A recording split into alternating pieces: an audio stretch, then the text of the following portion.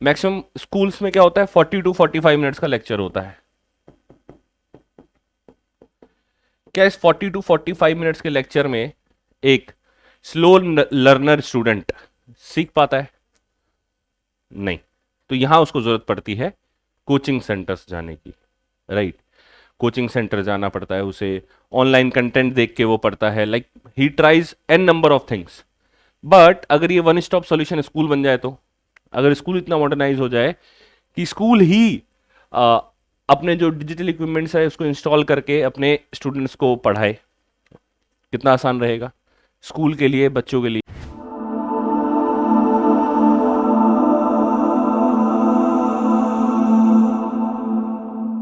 Hello all. तो आज ये वीडियो है सभी स्कूल्स के लिए कि स्कूल्स को डिजिटलाइज होना क्यों इम्पॉर्टेंट है और डिजिटलाइजेशन मतलब स्कूल को किस तरीके से हेल्प करता है आगे बढ़ने में, राइट।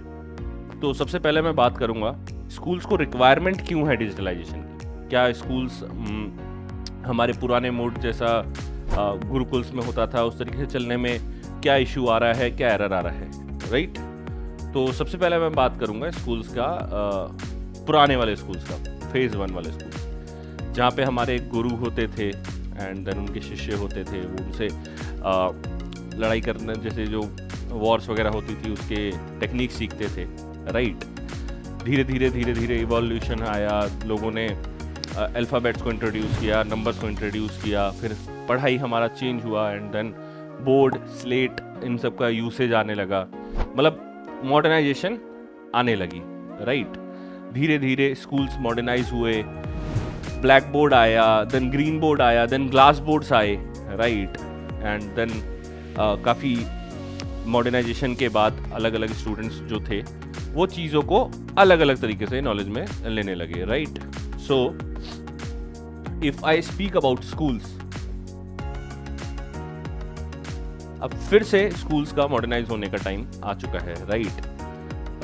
हमारे पास काफ़ी कोचिंग सेंटर्स हैं जो एक डिजिटल इक्विपमेंट के साथ टीचर्स जो है पढ़ाते हैं, राइट। तो मैं ये पूछना चाहता हूँ कि क्या ये स्कूल में नहीं हो सकता?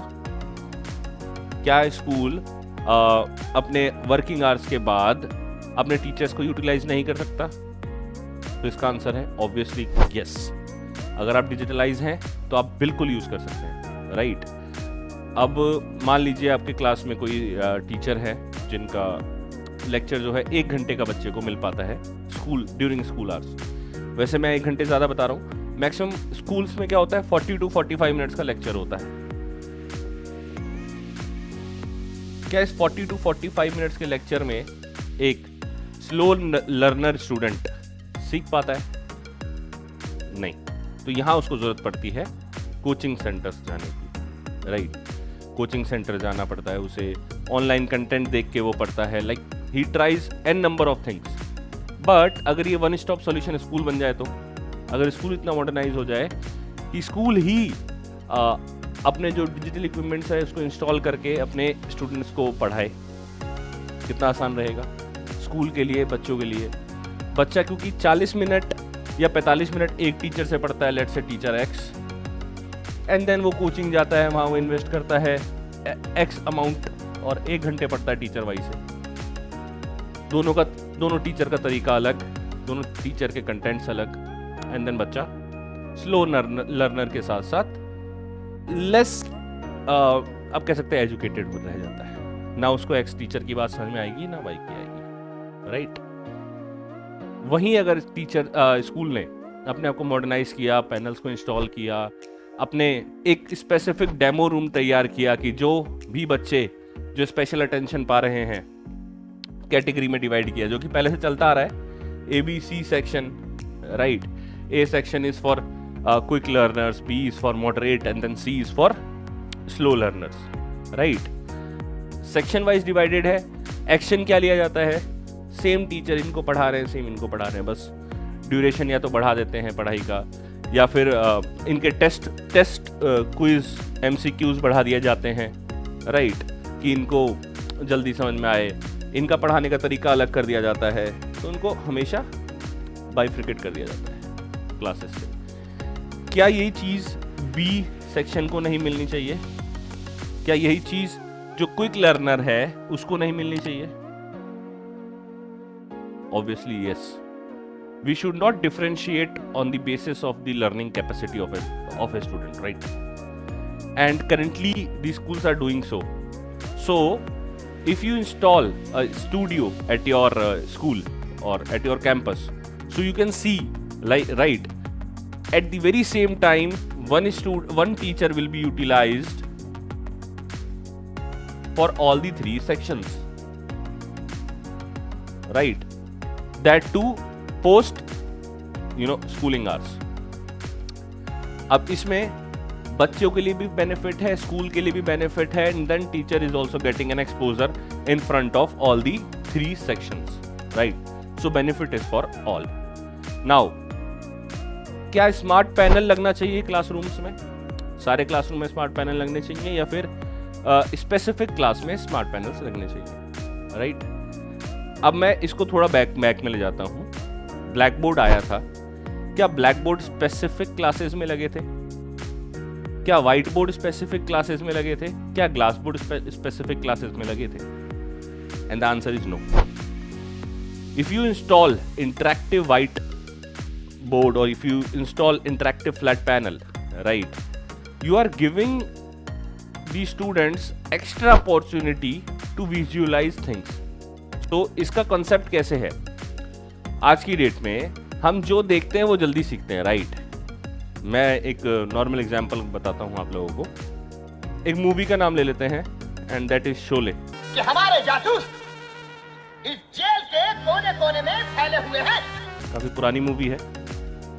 आज भी आप मुझसे पूछोगे, कैरेक्टर्स के नाम मुझे पता है, इवन दो उसके जो हॉर्स था उसका भी नाम पता है, राइट? क्योंकि वो मैंने देखा था. अब ऑन दी सेकेंड पार्ट अगर आप मुझसे पूछते हो, walls of the wonder street एक नोवेल थी 12th क्लास में, उसमें कितने कैरेक्टर्स थे? आई मे नॉट रिमेंबर, मैंने पढ़ा था वो, राइट? तो अगर मेरे स्कूल में सारे बच्चे विजुअलाइजेशन के साथ पढ़ रहे हैं, राइट, तो ऑब्वियसली स्कूल का रिजल्ट आउटकम जो है, नो मैटर वो किससे एफिलिएटेड है, CBSE, ICSE, may be government board, but जो स्कूल में जो रिजल्ट कैपेसिटी होगी that will increase automatically. Students will start visualising the concept, students will start visualising the theories, right? अभी मैं नॉर्मल आपको लिख दूं APPLE, ये एप्पल याद करना इज क्वाइट डिफिकल्ट. जैसे मैं आपको बोलूंगा एप्पल, तो पहले आपके दिमाग में आएगा एप्पल का शेप. आप एप्पल ये याद नहीं करोगे, ये जो मैंने लिखा है. You will remember the visualised pictures, right? तो अब मैं इसको पढ़ाना चाहता हूं बच्चों को. तो what I will do, I will click on this, I will search it on Google, right? And then मैं अपने बच्चों को एप्पल की इमेज दिखाऊंगा. And if required I will bring it down to my board, right? And now बच्चों को मैं बताऊंगा, बच्चों ये this is apple and the spelling is APPLE.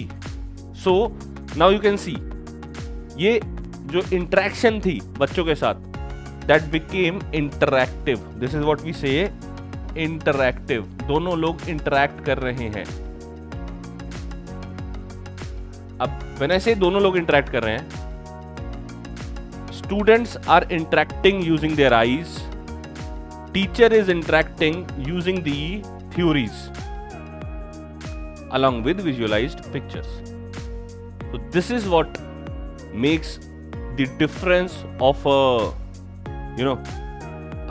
a high school, or you can say of a growing school, as compared to the schools those who are not in the race. So I would suggest all the schools to go ahead and please install this particular panel and make your school go more interactive with students. Thank you.